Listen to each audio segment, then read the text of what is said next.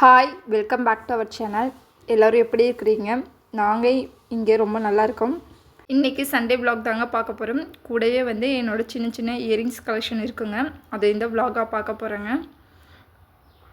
இப்போல்லாம் school leave விட்டதுனால டேவே வந்து ரொம்ப ஸ்லோவாக தாங்க ஸ்டார்ட் ஆகுது. அன்றைக்கி சண்டே மார்னிங் எந்திரிச்சு வந்து ஃப்ரிட்ஜை க்ளீன் பண்ணி விட்டுலான்னு சொல்லிட்டு ஃப்ரிட்ஜில் இருக்கிற ரேக்கெல்லாம் எடுத்து வச்சுட்டுங்க. சுவிட்ச் ஆஃப் பண்ணி விட்டுட்டு அப்படியே ட்ரை கிளாத் வச்சு தொடச்சி விட்டுட்டுங்க. அடுத்து வெட் கிளாத் வச்சும் தொடச்சி விட்டுட்டு ட்ரேவெல்லாம் கழுவி வச்சுட்டுங்க குக் பண்ண ஸ்டார்ட் பண்ணிவிட்டேன். ஒரு 8 மணிக்கு மேலே தாங்க ஸ்டார்ட் பண்ணியிருந்தேன். ஆக்சுவலி பார்த்தீங்கன்னா இந்த ஸ்கூல் லீவ் வந்து எனக்கும் லீவ் வேணும்னு கேட்டு நானே லீவு வாங்கிக்கிட்டேங்க.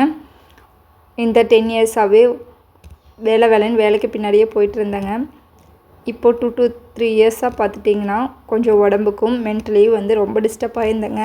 இந்த ஸ்ட்ரெஸ்ஸு அப்புறம் டிப்ரெஷன் இதெல்லாம் என்னன்னே தெரியாமல் இருந்ததுங்க. ஆனால் இந்த 2 to 3 இயர்ஸில் இதெல்லாம் நல்லாவே அனுபவிச்சிட்டேங்க.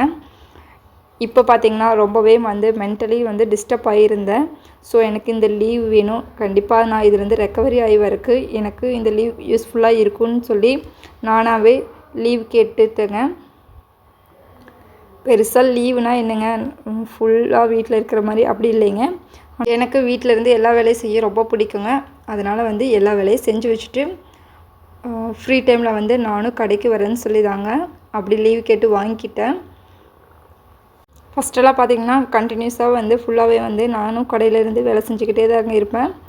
அம்மா வந்து குக் பண்ணி கொடுத்துருவாங்க. ஆனால் வந்து இப்போ வந்து தம்பி வேறு அடிக்கடி சொல்லிக்கிட்டே தாங்க இருக்கிறாங்க, நீ எனக்கு எதுவும் செஞ்சு தரதில்லை அப்படின்னு சொல்லி. நானும் ஸ்கூல் விட்டு வரும்போதெல்லாம் கூட வந்துடுவேங்க. ஆனால் பார்த்திங்கன்னா டயர்டில் நான் போய் படுத்துக்குவேங்க. அப்புறம் கூடவே வெயிட் லாஸும் ஆகிட்டேங்க.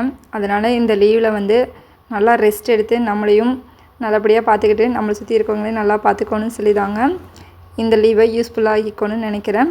கூடவே பார்த்துட்டிங்கன்னா ஒரு ஆப்ரேஷன் எனக்கு இருக்குங்க. அதுவும் இந்த லீவில் தான் பண்ணணும். லீவுக்குள்ளே பண்ணிடுவேன்னு நினைக்கிறேங்க. இப்போ பார்த்திங்கன்னா நம்ம ஊரில் கோவில் சாட்டியிருக்கிறாங்க. அதனாலேயே பார்த்திங்கன்னா நான்வெஜ்ஜெல்லாம் செய்ய முடியாது.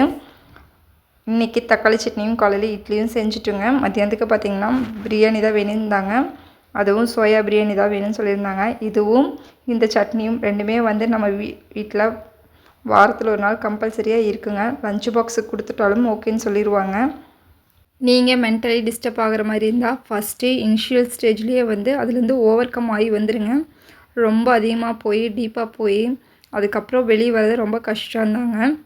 இது நான் அனுபவித்தது, அதனால தான் இவ்வளோ தெளிவாக சொல்கிறேன்.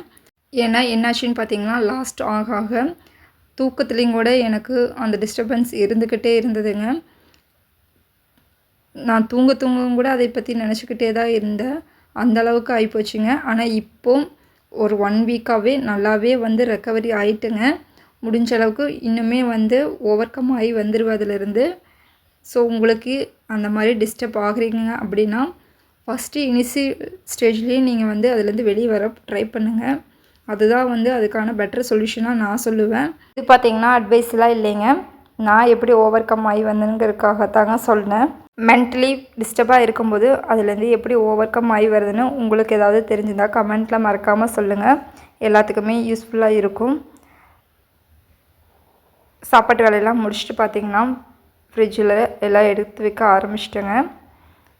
நான் ஃப்ரிட்ஜில் பொதுவாகவே நிறையா ஸ்டோரேஜ் பண்ண மாட்டேன். பால், தயிர், அப்புறம் மாவு ஐட்டம் இந்த மாதிரி இதாக மட்டும் தாங்க ஸ்டோரேஜ் பண்ணுறது. காயெல்லாம் வேணும்போது அப்பப்போ கடையிலேருந்து எடுத்துக்கோங்க. அதனால் அதிகமாக எந்த ஐட்டமுமே வந்து ஃப்ரிட்ஜில் இருக்காது.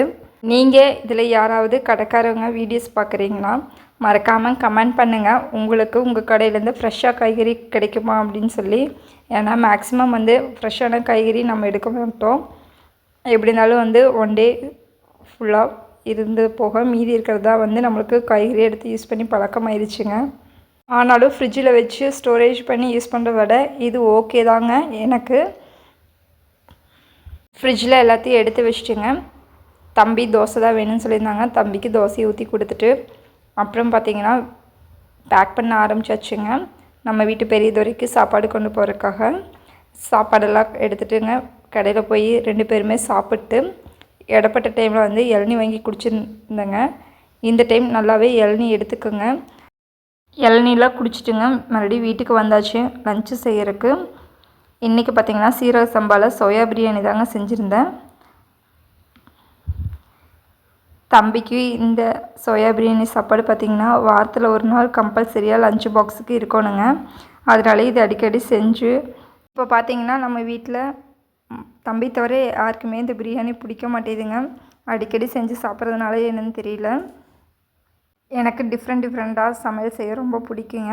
ஆனால் எனக்கு செய்யவும் தெரியாது. இன்னொன்று வந்து செய்யறதுக்கு நேரம் இல்லைங்க. அதனாலேயே வந்து தம்பிக்கு வந்து ஒரு சில டிஷ் மட்டும்தான் பிடிக்கும். அதை ஏதாவது ரிப்பீட்டடாகவே செஞ்சிட்ருப்போம். சரி வாங்க இனி இயரிங்ஸ் கலெக்ஷன் பார்க்கலாங்க. இந்த கம்மல் பார்த்திங்கன்னா மாதம் 500 சீட்டு கட்டி அந்த சீட்டில் சேர்ந்துதாங்க இந்த கம்மல் எடுத்திருந்தேன். அப்போ பார்த்திங்கன்னா என்கிட்ட ஸ்டோன் வச்ச கம்மல் எதுவுமே இல்லை. எங்கேயாவது ஃபங்க்ஷன் போனால் போட்டு பாருங்க நல்லாயிருக்குன்னு சொல்லி இந்த கம்மல் எடுத்திருந்தேங்க. அடுத்து பார்த்திங்கன்னா தம்பிக்கு ஒரு 5 வயசுங்கும்போது காது குத்து வச்சுருந்தோம். அப்போ கொரோனா டைமுங்க. பெருசாக வெளியே போய் எங்கேயும் வாங்க முடியல. ஸோ இந்த சின்னதாக சொல்லி வாங்கிக்கிட்டேங்க. இந்த ஒரு கம்மல் மட்டும்தான் வெளியே வாங்கியிருந்தோம். மற்ற கம்மல் எல்லாமே ஒரே பக்கம்தாங்க வாங்கியிருந்தேன். இது அடுத்து செகண்ட் குரூப்பில் சீட்டில் சேர்ந்துருந்தேங்க. 1000 rupees மந்த்லி பே பண்ணுற மாதிரி. ஜிமிக்கி கம்மல் அப்போ இல்லைன்னு சொல்லிட்டுங்க இந்த கம்மல் வாங்கியிருந்தேன். அடுத்து பார்த்திங்கன்னா ஒரு 1 year கழிச்சுங்க ரிங் டைப்பில் ஒரு கம்மல் வாங்கலான்னு அப்போ பிளானில் இருந்தேங்க. ஆனால் திடீர்னு என்னன்னு தெரியல. அப்போ யோசனை பார்த்திங்கன்னா வைர கம்மல் ஒன்று வாங்கலான்னு சொல்லிட்டு இந்த ஃப்ளார் டிசைன் வந்து எனக்கு ரொம்ப பிடிச்சிருந்ததுங்க. இது பார்த்திங்கன்னா 18 கேரட்டுங்க. இந்த கம்மல் பார்த்திங்கன்னா தம்பி ரொம்ப நாளாக சேவிங்ஸ் பண்ணி வச்சுட்டு இருந்தாங்க. அதில் ஒரு 10,000 இருந்தது. அந்த டைமில் என்ன பண்ணலான்னு யோசிக்கும்போது சரி ஒரு இயரிங்ஸ் வாங்கி வச்சிடலான்னு சொல்லிட்டு தாங்க அந்த கம்மல் வாங்கியிருந்தேன். இதுவும் வந்து அடுத்த வருஷம் சேவிங்ஸும்போது வாங்கியிருந்த கம்மல் தாங்க.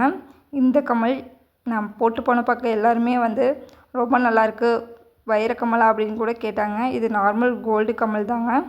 அதில் ஸ்டோன் ஒர்க் இருக்குது. அப்புறம் லாஸ்ட்டாக இந்த கம்மல் பார்த்திங்கன்னா எங்கிட்ட ஃபுல்லாக கோல்டில் எந்த கம்மலும் இல்லைங்க. கல்யாணத்துக்கு போட்ட 2 கம்மலுமே பேங்க்கில் தான் வச்சுருக்கிறேன். சரி ஒரு கோல்டு கம்மல் ஃபுல்லாக எடுத்துக்கலாம் அப்படின்னு சொல்லிட்டு தாங்க இந்த கம்மல் லாஸ்ட்டாக வாங்கியிருந்தேன். உங்களுக்கு இதில் எந்த கம்மல் பிடிச்சிருக்கு மறக்காமல் கமெண்ட்டில் சொல்லுங்கள். ஸ்கூல் ஃபீஸ் வரும்போது இந்த கோல்டு தாங்க எனக்கு அப்பப்போ கை கொடுக்கும். நான் அப்பப்போ பேங்க்கில் வச்சு வாங்கிக்குவேங்க. அப்புறம் அமௌண்ட் இருக்கும்போது திருப்பிக்குவேன். சின்ன சேவிங்ஸ் பண்ணி வச்சதாங்க ஏதாவது கஷ்டமான சுச்சுவேஷன் வரும்போது அப்போ சமாளிக்க முடியுது. இதெல்லாம் வந்து போட்டு வைக்கலான்னு சொல்லிட்டாங்க. ஒரு 3 months ஆன்லைனில் எதுவுமே ஆர்டர் பண்ணலை இந்த வருஷம். பட் இது தொலாவி பார்த்தா எங்கேயுமே ஷாப்பில் கிடைக்கலிங்க. சரி ஆன்லைன்லேயே ஆர்டர் போட்டு வாங்கிக்கலான்னு சொல்லிட்டு இந்த பாக்ஸ் வாங்கியிருந்தேங்க. 200 something தாங்க. ரொம்பவுமே யூஸ்ஃபுல்லாக இருக்குது. உங்களுக்கு இந்த vlog பிடிச்சிருந்தா சேனல் மறக்காமல் சப்ஸ்கிரைப் பண்ணுங்கள். Keep supporting me and thanks for வாட்சிங்.